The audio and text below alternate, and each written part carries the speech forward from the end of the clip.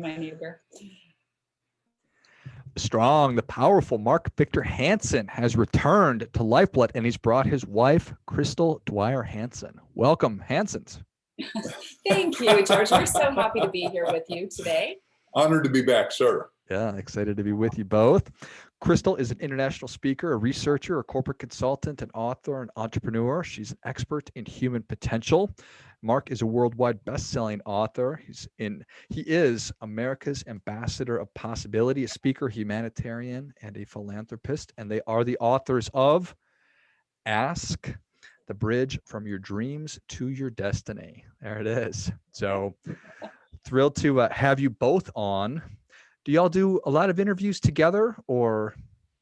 Yeah, for the book, we do mostly together. Yeah, whenever we're talking about Ask, we each have our own, lanes that we go into, my coaching business and my other work, Skinny Life, and all the things I've done. And of course, Mark's work. He has another book called You Have a Book in You, so where he teaches entrepreneurs and other people to be authors. So yeah, but when it comes to Ask, since we co-wrote the book, we pretty much do most of the interviews together. I love it. So I should know the answer to this question before I ask it. I know Mark has just written so many different books. Crystal, how long have you been an author? So actually, that's how I met Mark. I was writing my first book called Pure Thoughts for Pure Results. I pulled it off because I'm rewriting it because I really love the book. It talks about the 7 pillars of transformation. It's all about, self-transformation.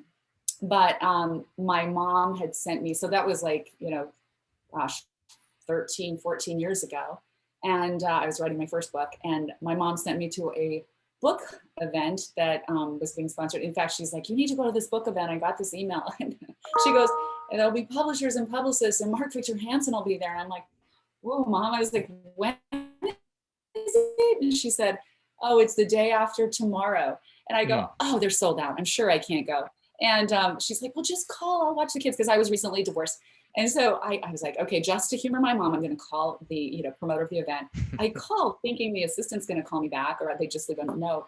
And Rick Frischman himself called me back. He was the promoter. He was a big publicist at the time. He's like, no, Crystal, we'd love to have you come on over. Because at the time I had a life coaching practice in Scottsdale. And the book was really about all the breakthroughs my clients were having, and just the power of tapping into your own ability to transform yourself. So a day and a half later, I'm at this event, and Mark's the keynote speaker. And in the VIP room, a woman, I had decided I was not even drinking. Ironically, I'm not even going to have a glass of wine. I'm all business. Ironically, this woman was talking with her hands near me, and she whacked an entire glass of red wine on my white pants. Perfect. And Mark must have been looking my way, because he was like off in the corner, surrounded by this entourage of people. And I was just talking to a speaking coach.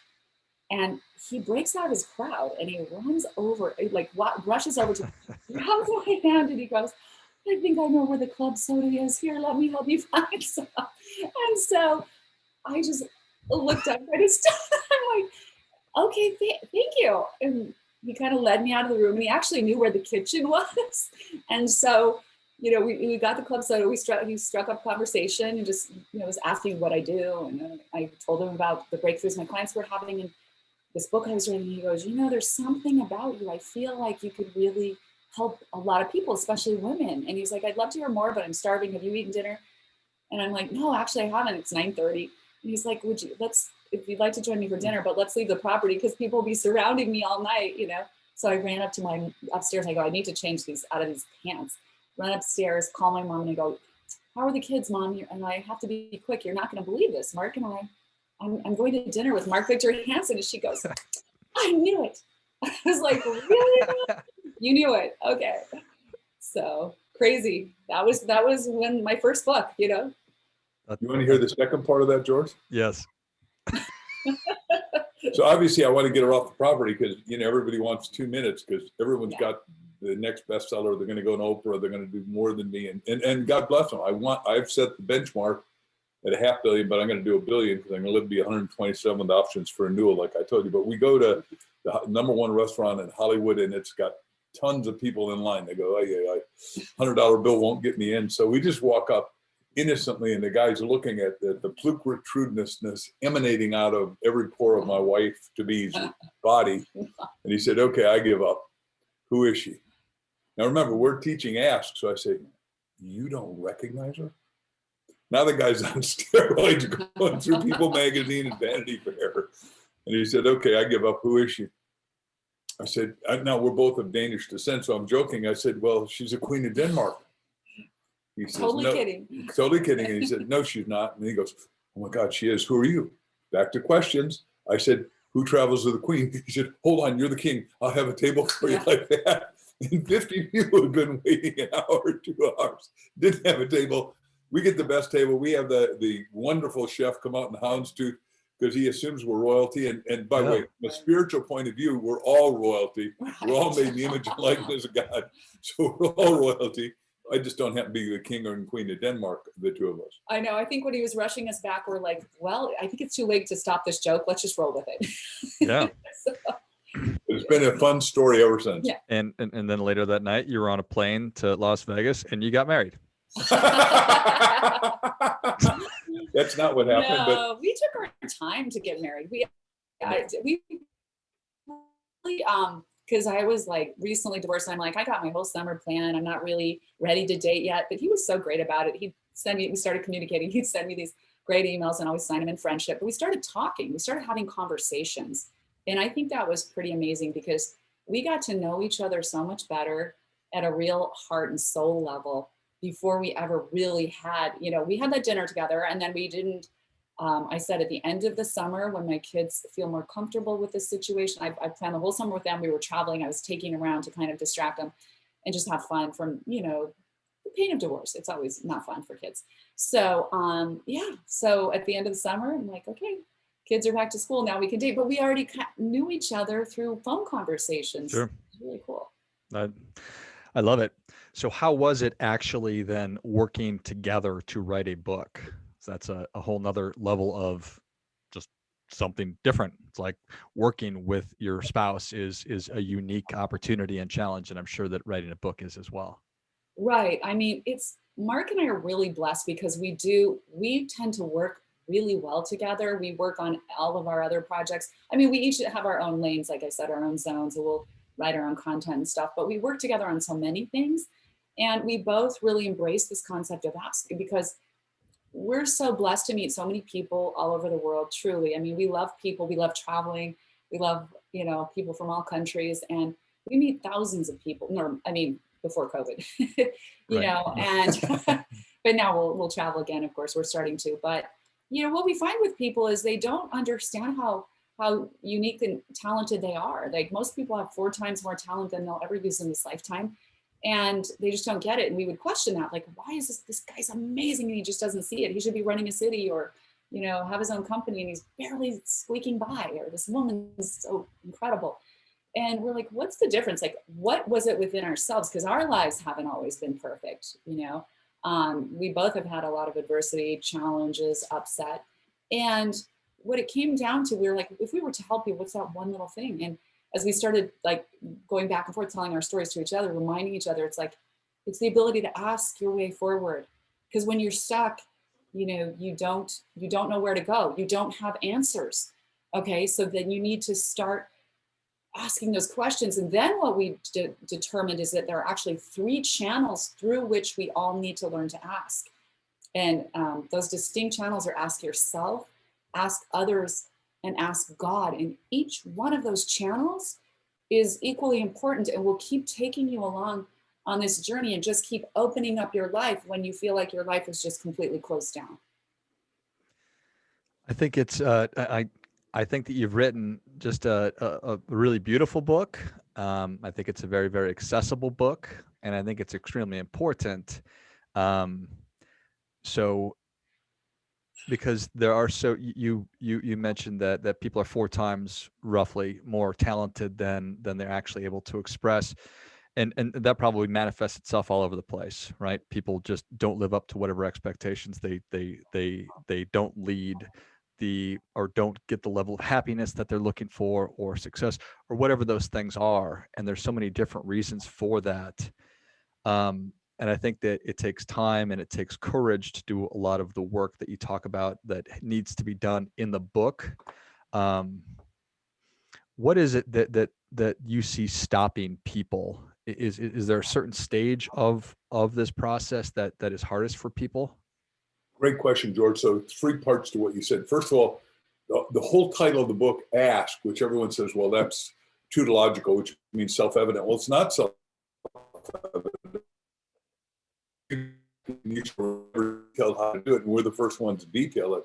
Second part of the title, a subtitle, says the bridge from your dreams, because all of us have these, you might call them different things, or wishes, whatever, dreams, to your destiny. Now, we're saying everybody's coded at destiny at birth level. And then the next part of that is that you don't get what you deserve, you get what you ask for.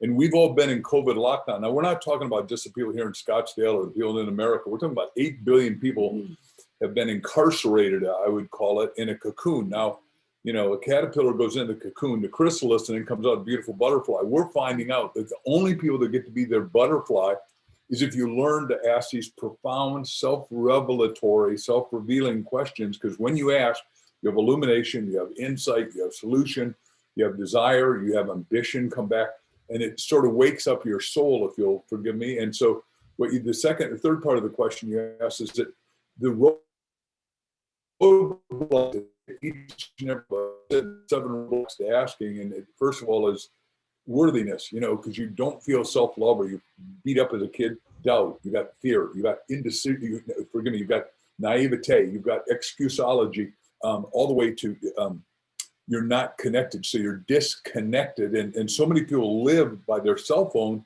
or their computer screen, and they think they're connected.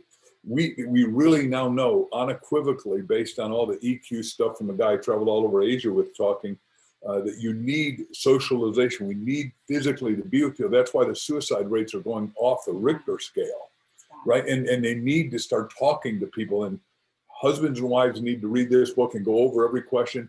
If you got teenage kids, your kids are really little, but if you start asking little kids questions, amazing how profound their answers are. We got 6 grandkids in our blended family, and we talk to these kids at depth. And because you've read our book, you know, the first story in here is we got a profoundly aware little guy. I'm going a little long here, but Everett, and we're in Hawaii. This 2 years ago, and he got a gizmo watch for Christmas, and he calls and he says, "Mimi and Grampy, are you alone?" I said, "Yeah, the beach, as alone as you can be." "Yeah." "What is it?" He said, "You know those books you write?" I said, "Which ones?" He said, "All the books you write. I love them." And he's reading them at 6 years old. He's really bright. And they said, "Are you going to write any more books?" I said, "Yeah." And they said, "So?" He said, "Will you let me write this next one with you?" And we looked at each other and we went, "Yeah." I mean, that's what I'm saying, George, because you've got little kids. You'll be amazed at what they'll ask you if you'll listen. But most parents say, "Now, you ask too many dang questions. You ask, why is there sky?" Hell, I don't know. Go away. Or whatever the answer question is. Yeah. And I really liked how you outlined what makes a child. And so the way that I was, and you, Mark, and you, Crystal, when we were born, we have that innocence and that curiosity and all those things. And maybe it gets stripped away, or maybe it just gets sort of piled on the different personas. And so this is an exercise, and life is, of trying to peel those layers back and to get back to that naivete, that curiosity, that innocence. And that was the hardest thing for me. And it took me until I was probably 38 years old to actually start to go through that process of really trying to get down to what is it that really makes me happy, getting past the shame of things that have happened in my life, and all those things. Trying to get back to wherever it is today. And I think that's why this book is going to be so helpful. Is that just something that needs to happen through wisdom or just maturity, to be at a spot where you can really sort of ask those questions and engage, or can anybody do it? Right. I mean, anyone can do it at any age. What it requires is just an awareness. So I think we need to understand that, you know, we all can agree this life is not a straight, easy, narrow path with a guidebook on how to do it, you know. And so once we realize that, like, we are going to have tremendous challenges. It's kind of like the university of life. So we need help. We need some guidance. We need to find good resources. And once you are able to just be aware of that, then you go, okay, it's okay for me to need help. I need to look for resources. I need to look for things that I can sort of hold on to as these principles that will help me through these times, because we all did come into this world so perfect. We were so uncorrupted in our ability to pretty much ask for anything and be infinitely curious. We all wanted to know who, what, when, where, why, how, and it was so magical. It's like we were entitled. We knew we were entitled to know, and are.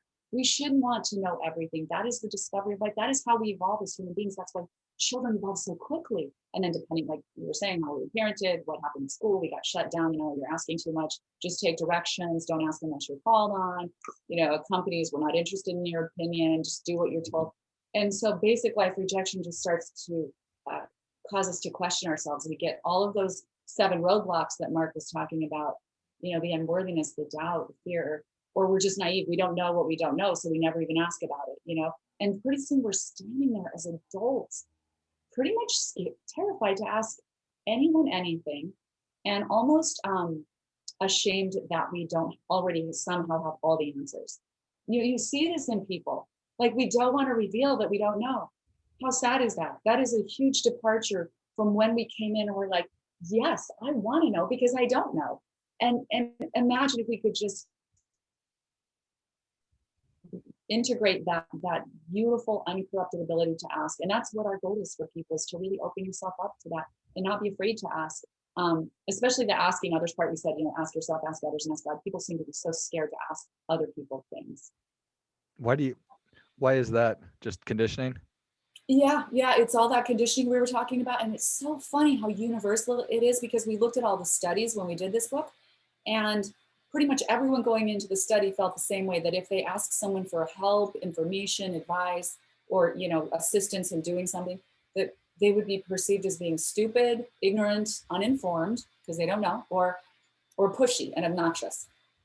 And as it turns out, the studies reveal that the opposite is true. That if you're just willing to put yourself out there and sincerely ask another human being for something, there's an 80% more likely chance that you will get your request granted. That they found that people actually like to help when they're asked. But the other part of the study is they won't just step in and help you automatically, because they don't want to impose themselves on you. So you do need to ask. And for the most part, people will help you to the degree that they can. And if they aren't able to help you at that time and place, keep asking, because it's really not about you. That's what we say.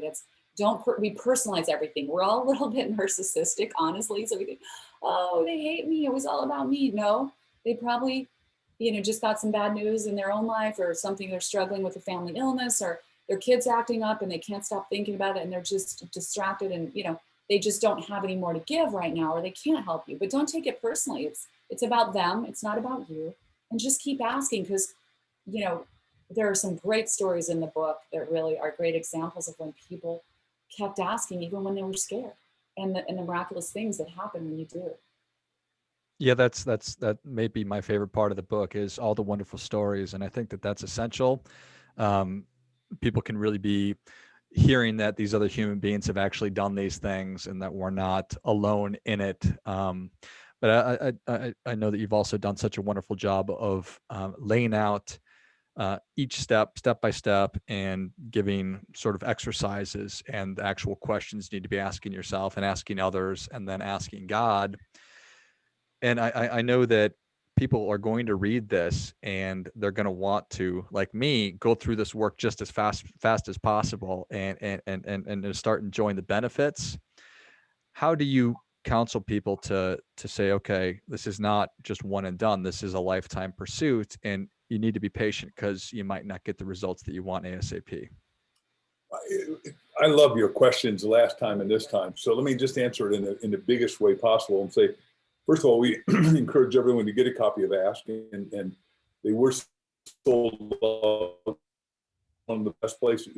We sold out at Amazon, we sold out at Books A Million, we sold out everywhere, but you can get it for sure on Amazon and get it back, because we're printing them again. Our publisher ran out, which he said, oh, I don't think that'll happen. I said, no, that's what we're going to make happen, because it's that important book. And when people have transformation, they tell a friend. So second part to that is, and once you got it, we want this to be a lifelong journey to become what we call a master asker. So we want everyone to go to askthebookclub.com and join us, askthebookclub.com. And for free, we're going to take you on this wonderful journey that is going to last you and your spouse or spouse equivalent or business partner or church or temple, ashram, master partner, where it is you're supposed to go. Because we believe, and I'd love to hear what story hit you the most, but we believe, George, that everybody has a great, important destiny. And by the way, that gets you out of depression, it gets you out of despondency, it gets out of because what it does, it gives you magnificent thing. The most magnificent power in the world is hope. And we want to give everybody hope. And then the helpfulness comes out of these intrinsically deep questions that most of us don't ask. So I'm just going to go watch TV. I'm going to go get drunk tonight. I'm going to go to a party, whatever. Not that any of that stuff intrinsically is wrong. But what happens is we forget that we're really here in the university of life. And you're not an engineer. You're not just a doctor. You're not just a garbage person. You're not just a housekeeper. You are here to really explore the height, depth, breadth of your beingness and what is your destiny. And a quick example of that in just the last couple of days, because I had to go to the dentist, it reminded me of two dentists that I met. One is made $2 billion because he created dental floss. And everybody in this listening group has had a string in their hand. Everybody, 100% of us. And the other guy that we know in where we used to live in Newport Beach, California, makes $2 million a week. And he was a dentist, but he said, wait a second, 3D printing's coming. Could I print for every dentist in America? And there's 130,000 dentists. And like this guy makes $2 million a week because we get stuck in it. You are a host on a podcast. You have had 1,000 shows. That's what you do. That's not who you are and who you can become. I hope I'm not being too personal on this, George, but I'm trying to wake up everybody listening to sort of say, hey, wait a second. If Mark and Chris are telling the truth and this one little book can wake up miracles in their life, then I want miracles in my life, because why should they get all of them? I love it. I think that's well said. I think it's true. So, well, Crystal and Mark, really appreciate you coming on. People are ready for your difference-making tip. What do you have for them?